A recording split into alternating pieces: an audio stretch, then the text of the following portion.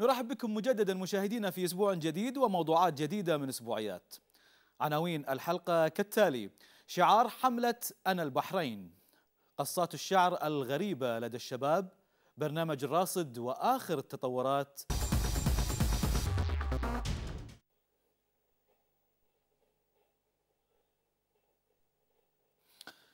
شعار حملة أنا البحرين كان له دور كبير في جذب الشباب لهذه الحملة، فكيف تم اختياره وكيف كان أثره على الشباب؟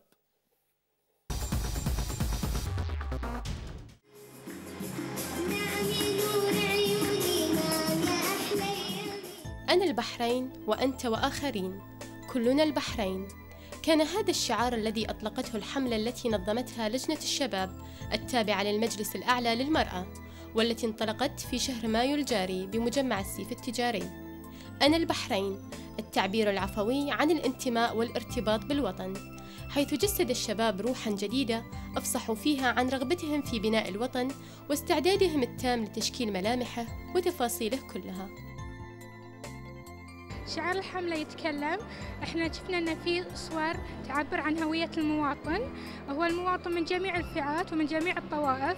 نشوف الشعار يحمل طفل ومسن في العمر وشاب، فاحنا حبينا انه يشمل جميع الاعمار، وفي عبارات تعبر عن احساس المواطن وحبه للبحرين، وفي شعار البحرين أو علم البحرين اللي هو يعبر عن الوحدة الوطنية اللي يجمعنا، وأنا البحرين اللي هي أنا البحرين والبحرين هي أنا. هذه كان تعاون مشترك بين برنامج الشباب ولجنة الشباب والأمان العامة للمجلس. قاعد صار يعني مثل أكثر من اجتماع عصف ذهني للفكرة من الحملة والهدف من الحملة، فحاولنا قد ما نقدر نختزل الأهداف، هدف الحملة والأمل من اللي تحققه في شعار هذه الحملة.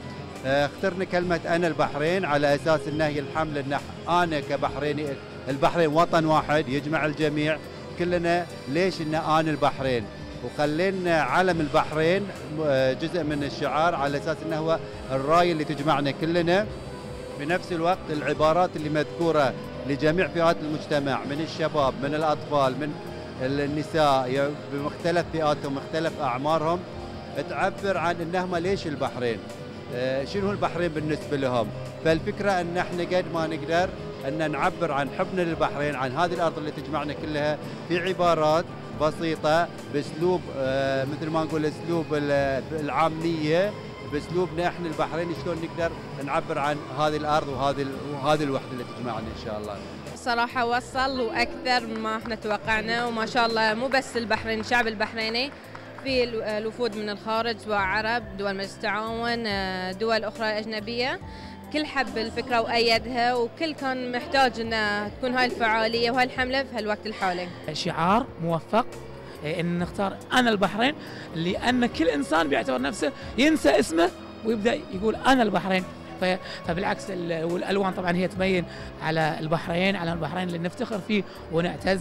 بعتقد ان شعارهم يعني كان موفق، واتمنى ان شاء الله ان تستمر هذه الحمله وما تكون بس في يعني في المجمعات ان شاء الله. وتعد مشاركة الشباب ومساهمتهم في فعاليات الحملة دليلاً على تمسكهم بروح الانتماء والحب للوطن الغالي. شعار اليوم حب البحرين، يعني من ناحية الشعار حلو. أصلاً اللي اختار هذا الاسم اختاره يعني بلباقة، لأن مو بس احنا والعالم العربي كله اليوم يطالع هذا الشعار، لهم اختاروه حب البحرين. من ينسى حب البحرين ومن ينسى تراب البحرين؟ يا جماعة ترى البحرين ما تنسي، ما تنسون البحرين.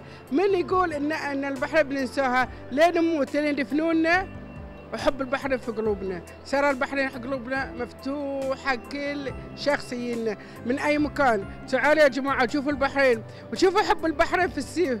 تعالوا كلكم الخليج والعالم العربي شوفوه وتعالوا. ترى البحرين ما مش أجمل منها، خاصة اليوم ما مش أجمل منها، اليوم وغير اليوم ترى ما مش أجمل منها. تفضلوا وحياكم الله في البحرين، وحياكم الله ألف مرة. نقول لكم ترى البحرين عزيزة وغالية، واللي عز البحرين ويحبه حياه الله.